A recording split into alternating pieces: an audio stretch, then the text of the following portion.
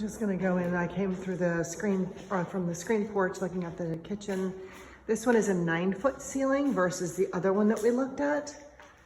When you get a 9-foot ceiling, the cabinets in the kitchen standard are larger, so you're gonna get more space.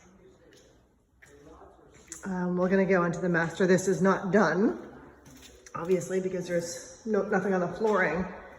There's no electricity in here, but there's an extended dual vanity. Let's see if we can take a peek. Oh yeah, we can totally see this. That's a shower.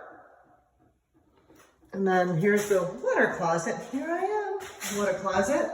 So that's separate. So this is the difference between that other model that I just showed you.